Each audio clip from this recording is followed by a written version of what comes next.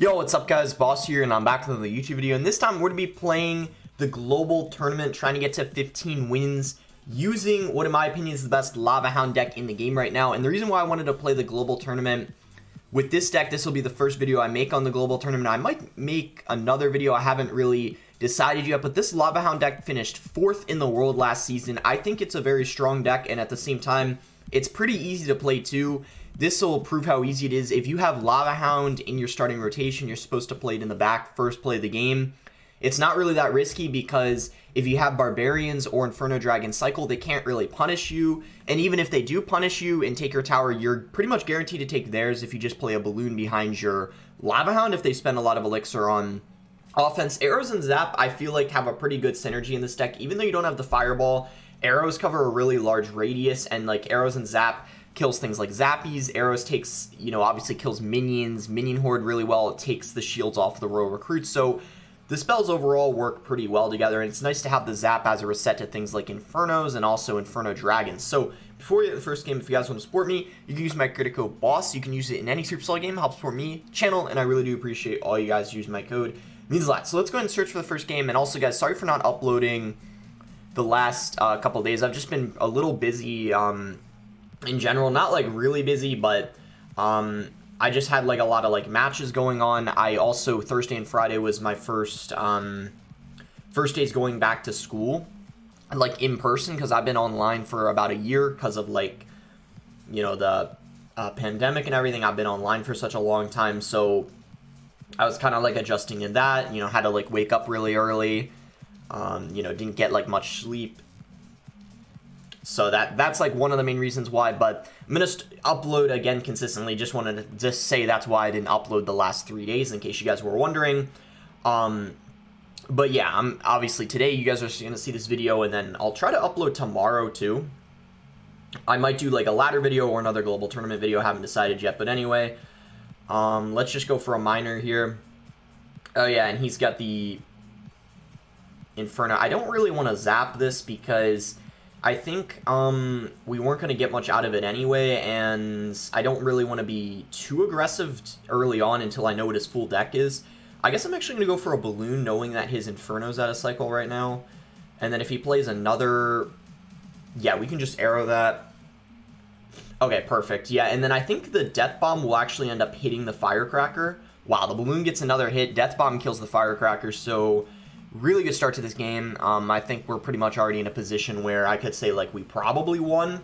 It's not like guaranteed, of course, but I feel like this is why having arrows is really good too. If you ended up having Fireball, I feel like it would be almost impossible to beat things like Log Bait, because you would have Zap as really your only good spell versus bait cards, and then Fireball every time you used it would be, of course, an overcommitment against things on like Goblin Barrels, Princesses, stuff like that. So Inferno Drag is able to lock on the tower. Tower does go down, so we can just go Lava Hound like this. This is the best position to... I see a lot of people make the mistake of going Lava Hound in the corner. You're actually, the person who finished 4th on ladder last season using Lava Hound, I actually have on my friends list. That was something I always saw him do. He would, and his name is Rackham, by the way. I would say he's the best lava player right now. But yeah, you go like that, and you can see it still goes to the arena tower. Even though you played it in the corner here, it still goes for the tower. So yeah, I'd say overall pretty good matchup for us here. Even though he ended up having the Inferno, we have a Zap to reset it, and we also have arrows, which are just a direct answer to his Princess, Firecracker, and all that stuff. So a really easy first win here. It's going to put us at 12 wins, and then we just need 3 more to reach our goal. And if we get there pretty quickly, I might show a replay verse. I have one verse I would say a pretty difficult matchup, RG Cycle, which in my opinion counters Lava Hound pretty well, but I managed to get the win. So here we go, our next game versus DK Sword. We have Lava Hound in our starting hand, so I'm probably going to go ahead and just start with Lava unless he plays something right now. Otherwise, I'm just going to do it. As I said, it's a pretty safe, it's overall pretty safe play. Especially if you got Barbs in cycle, because they can't really punish you that much. Barbs are going to get good value here. It looks like reverse another Log Bait deck. Wow, so Log Bait 2 games in a row. We'll see what he's going to do here. I might, I might go for a balloon because I'm pretty sure he's going to have to rocket it because I think this is OG log bait after seeing the... Yeah, so rocket comes down. That's a negative trade. I don't really mind doing that. It helps me cycle too. I could have maybe gone for a miner with the balloon because then it would have tanked for the balloon and he would have needed more than a rocket, but I guess that's okay. We'll just go ahead and cycle our Inferno Drag. And we'll arrow if he plays like a Goblin Barrel or something like that. Miner if he goes for a Princess. We might need to pair it up with a Zap, knowing that he's probably going to go for a Goblin Gang. I'm actually going to Zap now. Okay, nice. We take out the Princess. Inferno Drag forces a response. We'll just go Skeleton Dragons. And then once again, just like the last game, we got arrows, which are going to help us out a lot in this matchup. This one might be a little harder because he does end up having the rocket, which I feel like is obviously an amazing answer to the balloon. Even though it is a negative trade, he can, of course, hit like the Lava Hound and the balloon at the same time, or maybe something else, so we got to watch out for that. I'm going to Lava Hound now because he just played a log, which means he's not full on Elixir. And once again, he's going to do the same push, so we'll just go Barbarians. And yeah, I mean, I don't think we're going to be able to break through just yet. I'm going to go kind of for like a balloon like this so he can't rocket everything. And then we'll go for a miner on the Princess.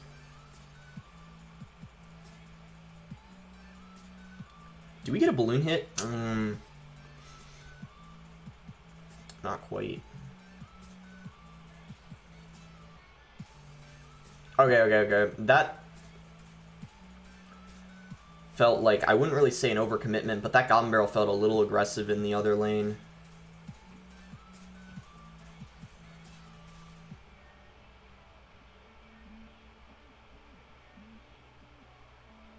Okay, good.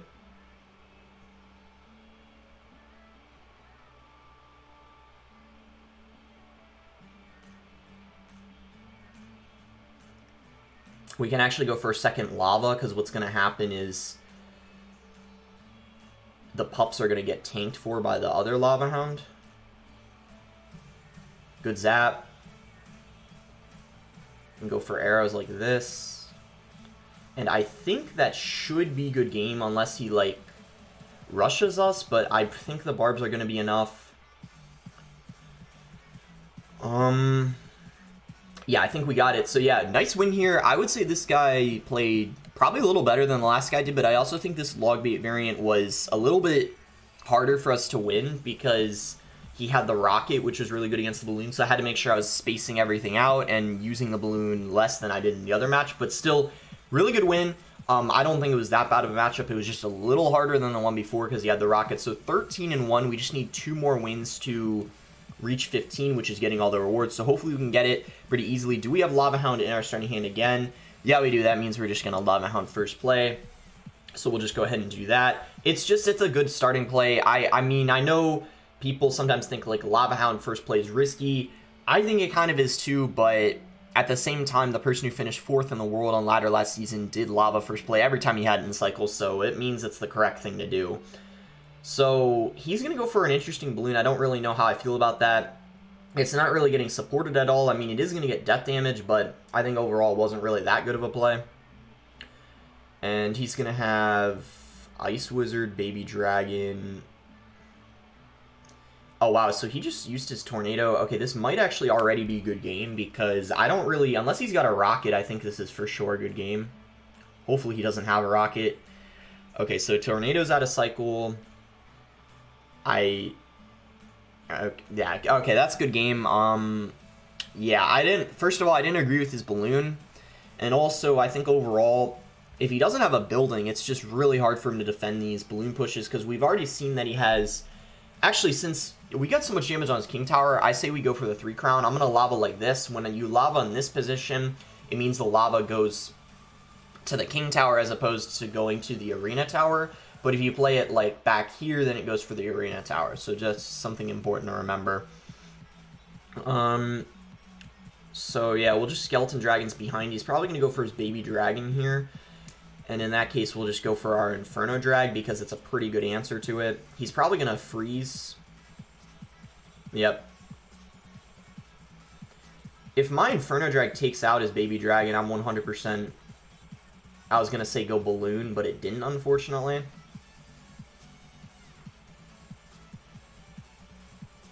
I think I'm just going to, like, Minor, and then go for a Balloon. Oh, he's got a P.E.K.K.A. Very interesting.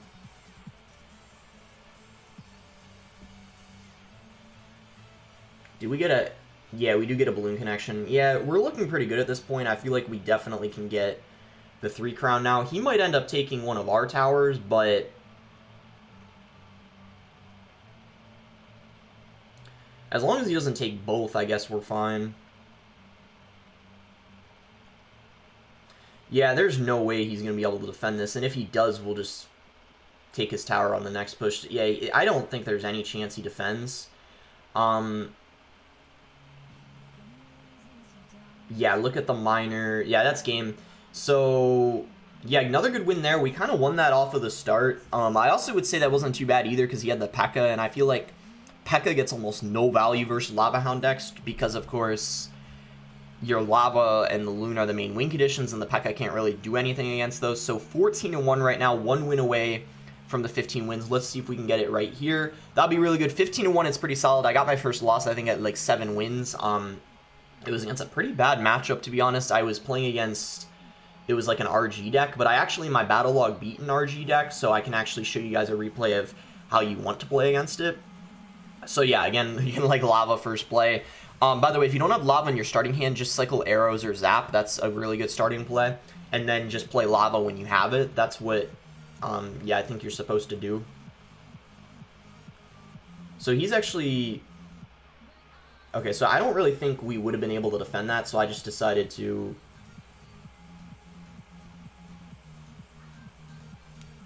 let's go for a Zap so the Zappies retarget onto the Lava and don't keep hitting the Balloon. So that's going to be tower down, I think, for us. And he didn't quite get our tower, so yeah, we're in a really good position. This is why Lava first play is so good, because if you have a Balloon in cycle, I feel like you're pretty much guaranteed to take their tower every time if they rush the opposite lane, because if they spend so much elixir on the opposite lane, they're not going to have enough to defend your Lava push. So it works pretty much every time. Pretty bad Royal Hogs, in my opinion. I know it's going to take a right tower, but I feel like now he's down 5 elixir. He can't really punish us. And I feel like at this point we're pretty much very likely to take his right tower after he did that. I'm going to go ahead and just Balloon like this. We're going to go for... I'm actually going to go Arrows and Zap, because that's going to kill the Zappies and also almost kill the Flying Machine. The Balloon's going to get to the tower, probably gets a second hit. It does, nice. Death damage as well, and now we just have to defend, and it should be a good game for sure. So we'll just go ahead and Inferno Drag. He might Mega Knight in the pocket. If he does, I'll be ready for that. So yeah, his Fisherman, that's the other thing. Fisherman, another card that's really popular in the meta, gets like no value against Lava Hound, obviously. Okay, my cycle's a little awkward. I'm just going to Balloon in the back. Kind of a weird play, but I don't really... and I'm going to do that because the Zappies are annoying. Ooh, pretty bad Flying Machine. It's just going to get completely destroyed by the... is he going to Fisherman in the pocket? I might... oh, I had the barbs down. He couldn't do that anyway. I don't know why I thought he would do that. Okay, so he's got 20 seconds left. The question is, can he take our tower here? Flying Machine... I'm surprised he didn't go Mega Knight. Instead, he decided... I got to cycle Balloon because I don't have barbs in cycle. There we go. So even if he ended up taking our tower, we probably would 3-crown him anyway because Balloon's coming down. So... yeah, another pretty easy win. You guys can see this deck. Like, if you're looking for something easy to use in the global tournament and also something that's really good in the meta, I think the Balloon might need a small nerf. It's been so good recently, and really the only card in the game that's amazing versus the Balloon's the Hunter. And if you don't have a Hunter, it's pretty hard to stop a Balloon in lots of matchups. And yeah, I mean, it's a really strong deck. And yeah, as I said, easy to play as well. So I might, what I'll do is I'll go ahead and show one replay because I have a good one versus, I would say, a pretty difficult matchup because in my opinion, the hardest matchup for this deck is probably RG. Oh, and also Electro Giant. You know what? I'm going to show 2 replays, one versus RG, one versus Electro Giant. Since I'm showing 2 all at the beginning, I'll put it on 2 times speed.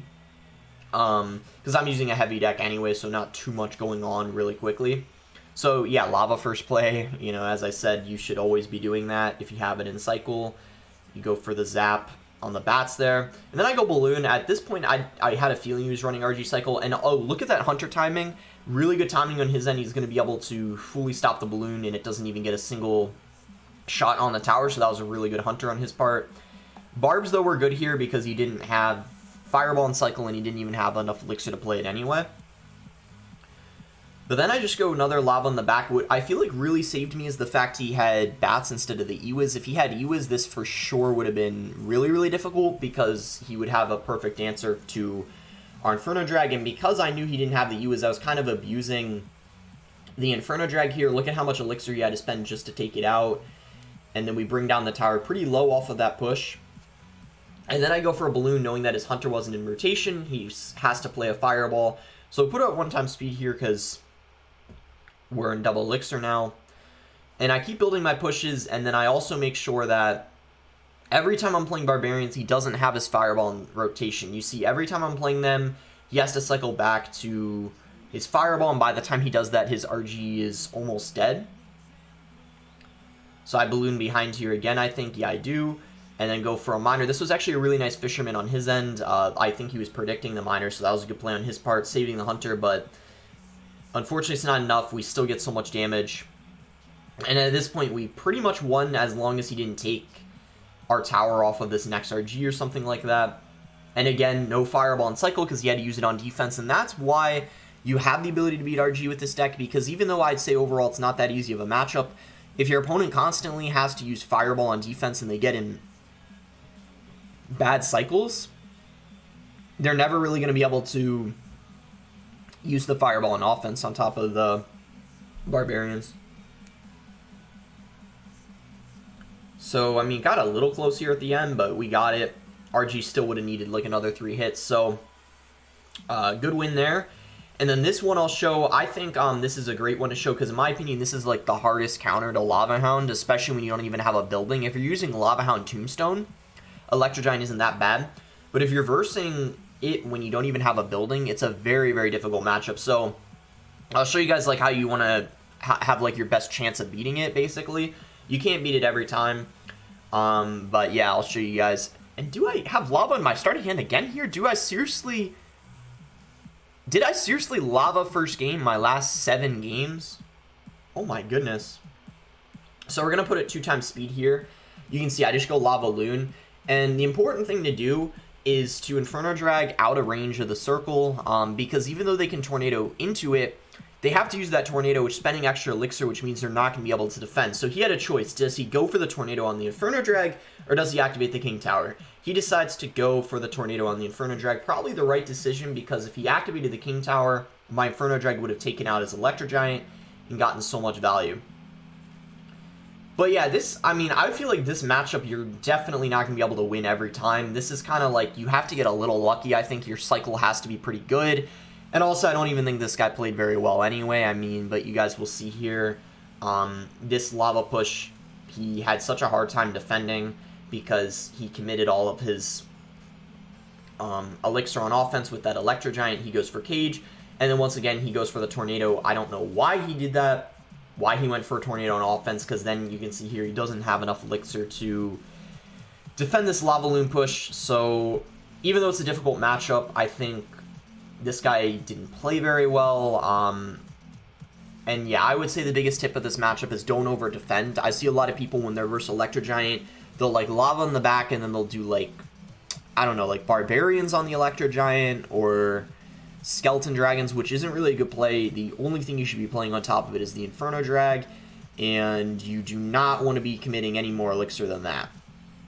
But if you go for an Inferno Drag and then they Tornado, keep in mind you're spending 4 Elixir and they spent 11, because Tornado plus Electro Giant's 11, and that's why he had such a hard time defending my Lava Loon push. And that's why when you're using Electro Giant, you're not really supposed to Electro Giant until double Elixir, because against Lava Hound you can just play passively. activate the king tower, and then from there, that's when you go for your Electro Giant pushes. So nice wins there. You can see this deck's really easy to play. I just went lava first play, like pretty much all my games, but that's what you're supposed to do. Just don't overthink the deck. You know, obviously it's going to take skill to, you know, finish number 4 in the world with it, but if you're looking for like an easy deck to use in the global tournament, highly recommend this. And yeah, tomorrow I'll do a ladder video. Maybe I'll do another global tournament video going to 25 wins, but that's going to be it. Make sure to like it if you guys enjoyed it. Subscribe if not subscribed already. And thanks again. Until next time, guys.